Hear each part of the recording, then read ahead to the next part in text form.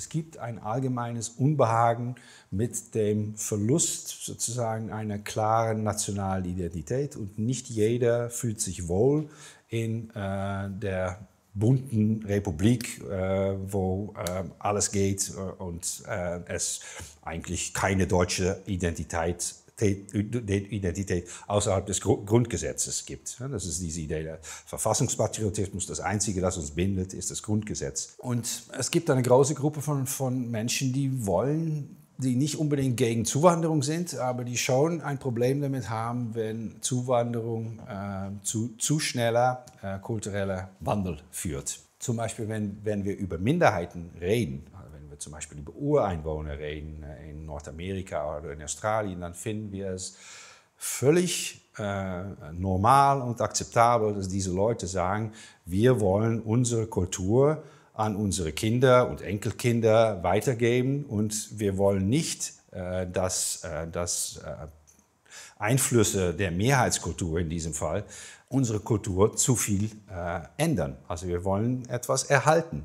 Und was diese Ureinwohner erhalten wollen, das ist mehr als ein Grundgesetz. Das sind nicht irgendwelche universelle Rechtsprinzipien, nein, das sind spezifische Sachen, die spezifisch sind für diese Gruppe, die in diesem Territorium lebt.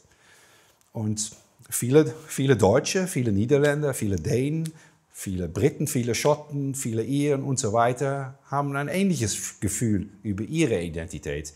Nach dem Zweiten Weltkrieg und die ganzen Grauen des Nationalsozialismus und des Holocaust, hat es natürlich aus guten Gründen im internationalen Recht und auch in nationalen Grundgesetze einen Wandel gegeben hin zu stärkeren Schutz für Minderheitenrechte.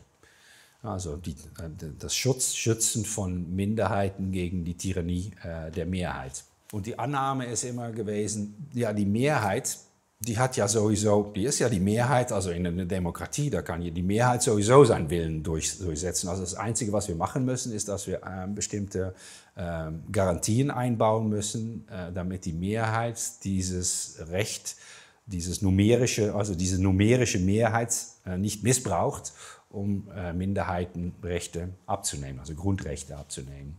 Natürlich, der Populismus will zurück zu der alten Situation vor der Einführung von Minderheitenschutzregelungen, also vor dem Zweiten Weltkrieg, vor der universellen Erklärung der Menschenrechte und so weiter. Und zurück zum Prinzip einfach, die Mehrheit entscheidet. Also wenn wir 50% plus 1 der Bevölkerung etwas will, dann geschieht das auch. Das ist nicht eine normativ verteidigbare Linie, das wäre eine Regression in eine Vergangenheit, in der wir nicht zurück wollen. Aber es ist durchaus eine berechtigte Frage, die normativ zu erwägen, unter welchen Bedingungen kann so ein Mehrheitsclaim nun normativ verteidigbar sein und im Einklang sein mit universellen Rechtsprinzipien und wo liegt die Grenze, wann wird die Grenze überschritten.